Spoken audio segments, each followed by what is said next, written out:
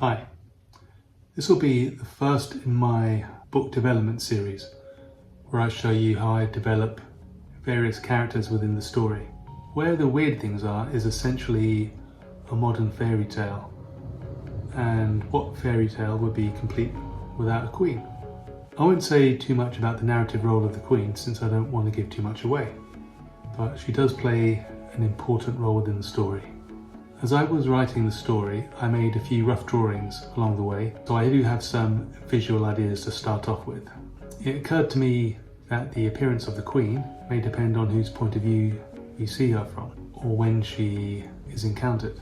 I'll leave it up to you to guess how we find her in the story. The first blank piece of paper is perhaps the most intimidating, and in this case, I find it helpful sometimes to make simple sketch copies of some of the artists that have been influencing me before expanding to my ideas and poses. I'm aiming for something that feels traditional, at least to start off with, hopefully injecting my own style and sensibilities and arriving at something new. I've been looking at Pre-Raphaelite art for its numerous depictions of romantic heroism, and so the first sketches I make are heavily influenced by Pre-Raphaelite paintings.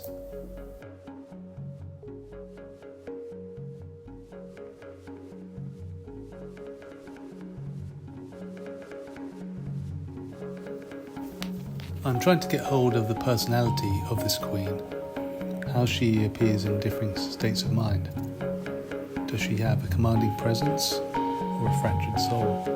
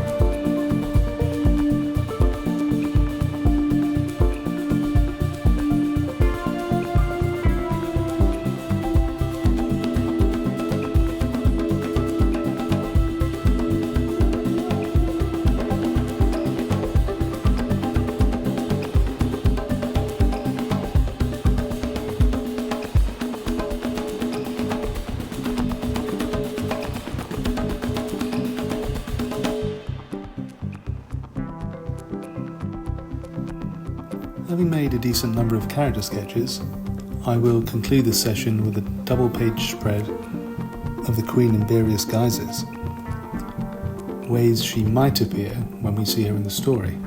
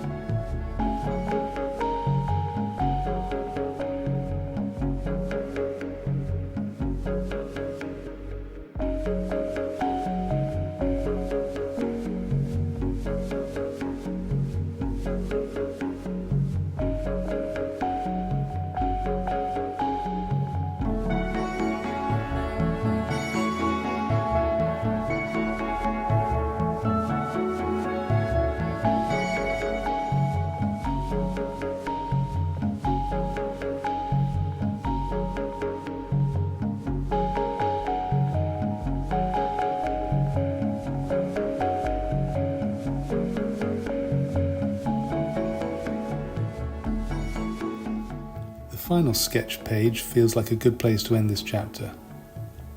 Whilst in no way locked down designs, I do have some solid ground with which to focus later, more final designs on.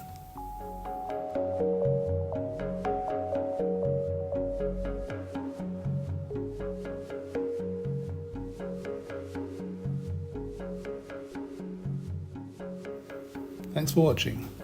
I would love to hear your thoughts on these designs.